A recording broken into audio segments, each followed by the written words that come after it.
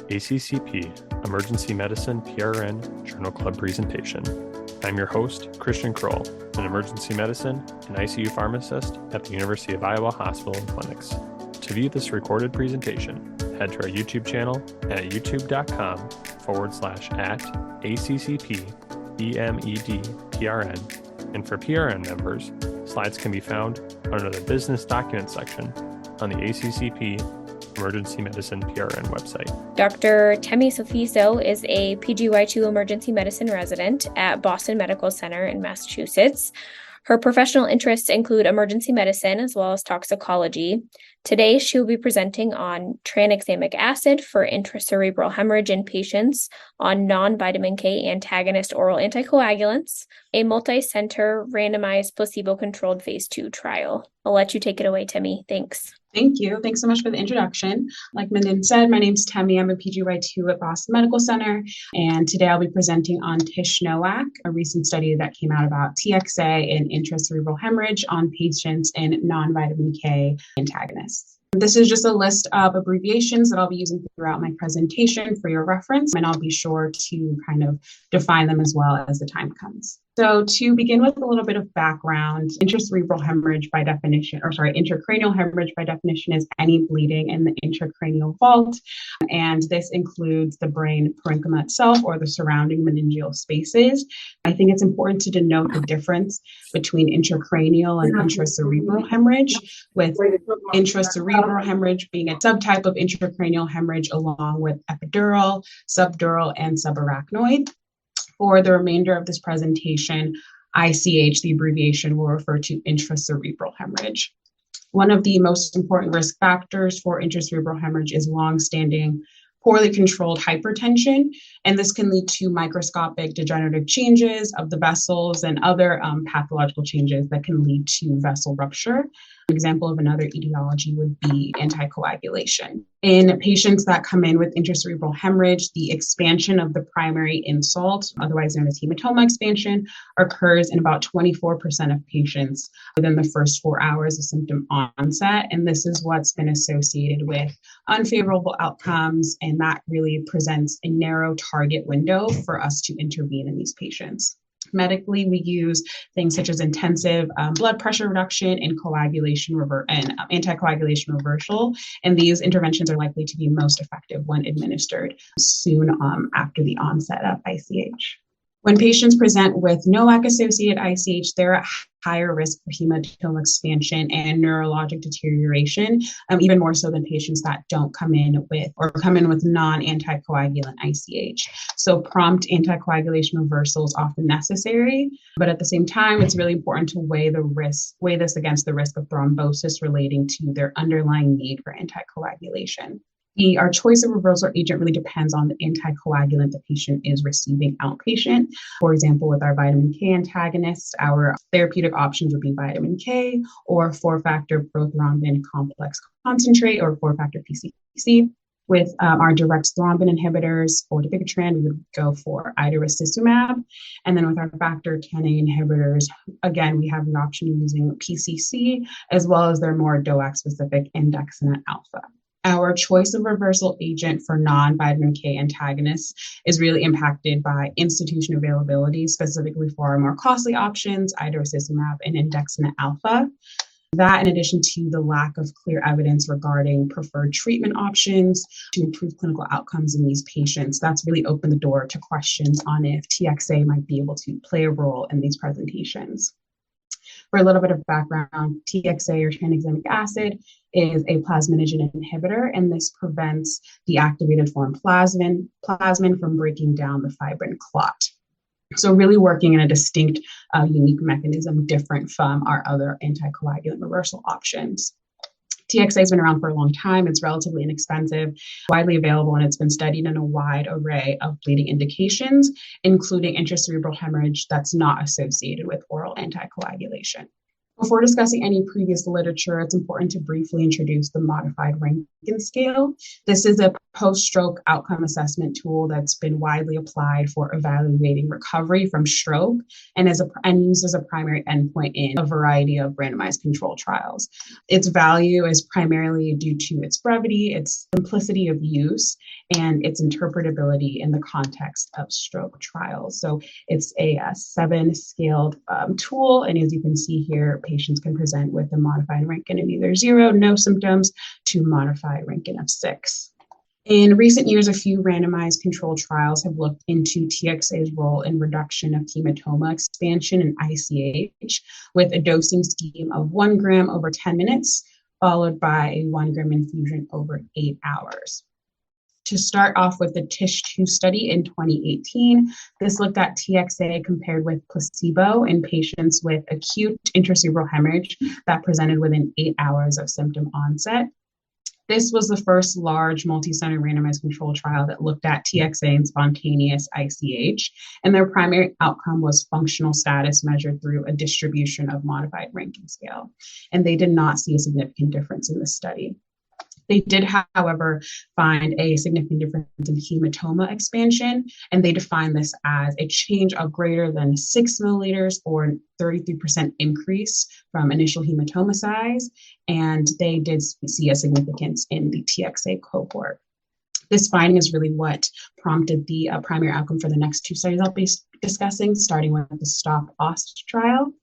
This was the trial that looked at patients presenting within 4.5 hours of symptom onset, as well as a positive spot sign on their CT angio. A spot sign, for those of us that might not be familiar, is a biomarker and a sign of extravasation on a CT angiography. This can be a biomarker of ongoing bleeding and a predictor of hemorrhage growth and poor outcome. Their primary outcome in this study was hemorrhage growth at 24 hours on repeat imaging, and they used the same definition of hematoma expansion as the TICH-2 study.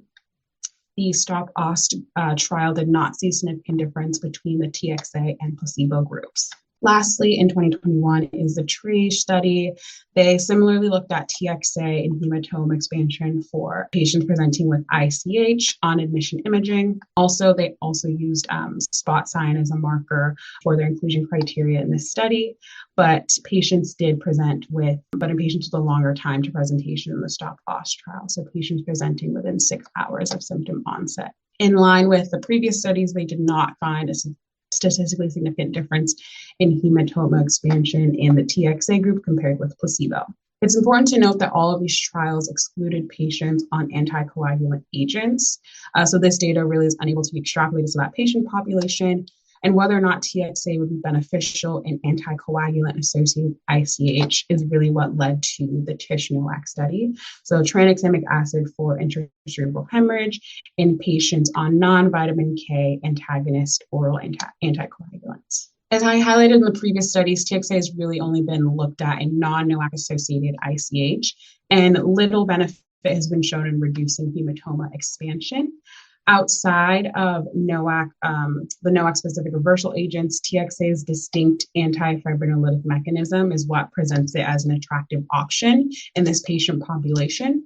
And so the authors sought to investigate TXA in addition to standard of care and its effect on hematoma expansion in NOAC-associated ICH. TICH-NOAC was a double-blind randomized trial in patients that presented with a non-traumatic ICH within 12 hours of symptom onset and last oral anticoagulant within 48 hours, or persisting NOAC activity. Some notable exclusion criteria were ICH secondary to trauma, treatment with vitamin K antagonists or warfarin, and severe pre-existing disability, which was defined as a modified Rankin of greater than 4.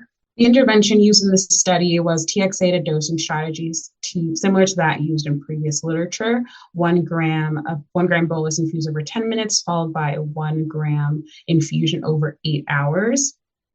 Participants received TXA or placebo in addition to standard of care, and this was considered to be blood pressure management, as well as the use of hemostatic agents at the discretion of the treating physician. Hemostatic agents in this case included NOAC-specific reversal agents, so idursulfimab and andexanet alpha, or 4-factor prothrombin complex concentrate, or PCC. The primary outcome of the study was, again, in line with previous literature, looking at presence of hematoma expansion on follow-up imaging at 24 hours. And they define this as an ICH volume increase by at least 33% or 6 milliliters from baseline. Notable secondary outcome they looked at was ordinal modified Rankin scale, as well as dichotomous modified Rankin scale of 0 to 3 or 0 to 4 at 90 days. In hospital death within 90 days, and major thromboembolic events, specifically ischemic stroke, myocardial infarction, or DVT and PE. In terms of statistical analysis, the authors' sample size was calculated at 109 participants needed in order to detect a significant relative difference of 50% in the rate of hematoma expansion. Between December of 2016 and September of 2021, 67 patients were enrolled in TICH-NOAC. Of those, 3 withdrew early before randomization and 1 withdrew immediately after randomization without receiving study treatment, and their data was unable to be used for analysis. This amounted to a total of 63 evaluable randomized patients, 32 of which were assigned to tranexamic acid and 31 assigned to placebo. Baseline characteristics for the study showed a median age of participant was 82 years old, and all participants were taking factor Xa inhibitors, with no patient taking the direct dominant inhibitor dabigatran. No patients notably received NOAC-specific reversal agents, while about 65% of total patients received 4-factor PCC. Some more baseline characteristics for your reference. Overall, the patients were reasonably balanced between the two groups, with the exception of lobar ICH being more common and time to study treatment being longer in the TXA group. I want to highlight that only 8% of total patients had a positive spot sign on their CT angio, and this really differs from previous literature that emphasize a positive spot sign in their inclusion criteria. And again, a spot sign is a marker on a CT angio that demonstrates extravasation and higher risk of hematoma expansion and neurologic deterioration. So really just a higher risk patient population in this cohort. The primary outcome, presence of hematoma expansion at 24 hours on follow-up imaging, did not differ between the treatment arms, with 38% of patients in the TXA group and 45% in the placebo group showing hematoma expansion. This remained consistent in the per protocol analysis as well.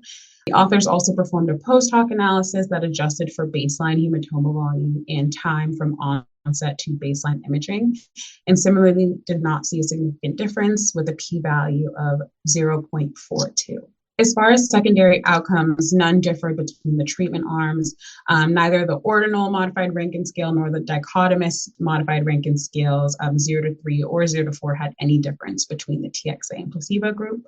And the authors observed no difference in major thromboembolic events in patients that were allocated to receive TXA. Of the investigated subgroups, there was an interaction, though not significant, between onset to treatment time and hematoma expansion, suggesting that TXA did have an effect on limiting hematoma expansion when the onset to treatment time was less than or equal to 6 hours. Other subgroups that tended to favor TXA were patients had presence of intraventricular hemorrhage, GCS less than or equal to 12, and an initial systolic blood pressure of less than or equal to 170. The authors were unable to perform a subgroup analysis on patients with positive spot sign due to the small number of participants, so a total of 5 in the entire study that had a positive spot sign. Though this would have been interesting to see if TXA had any impact on those patients, given existing literature and non-NOAC associated ICH, and previous literature not showing any impact in those patients. Overall, these subgroup analyses did yield imprecise estimates as demonstrated by their relatively wide confidence intervals. Based on their results, the authors found no evidence that TXA, in addition to standard of care, limits or prevents hematoma expansion or improves clinical outcomes at 90 days in NOAC-associated ICH. TXA may have this desired effect, however, in patients treated early after onset, particularly within 6 hours.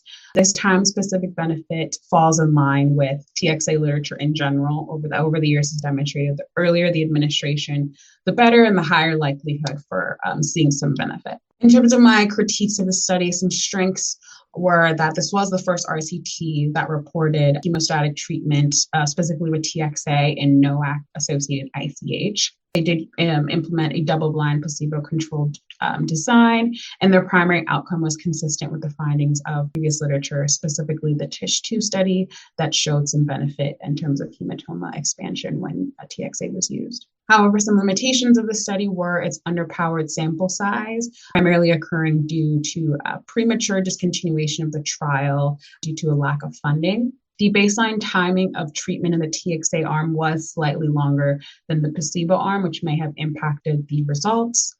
And finally, the author's inclusion of patients presenting within 12 hours of symptom onset would also be viewed as limitation, given such a longer time to onset compared to previous literature that usually had patients presenting around 4 to 6 hours. In summary, TXA has not been shown to improve hematoma expansion or functional outcomes in NOAC-associated ICH in patients presenting within 12 hours of symptom onset. The study, however, does continue to demonstrate the safe clinical profile of TXA, and larger multi-center trials will be needed to further assess potential benefit of hemostatic treatments on NOAC-associated ICH. I would like to quickly acknowledge my mentors, Jess Corio and Danielle Kvachian-Lindale, for their support and guidance preparing this presentation today, and I'm happy to take any questions. If you have enjoyed this presentation content and would like to hear more, subscribe via your favorite podcasting app. Additionally, make sure to check out our YouTube page for all recorded presentations. Thank you for listening to this week's ACCP Emergency Medicine Journal Club presentation.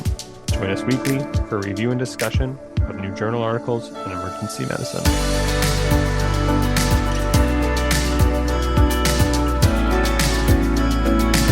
This podcast provides general information only and does not offer individualized medical or professional healthcare services, including pharmaceutical advice.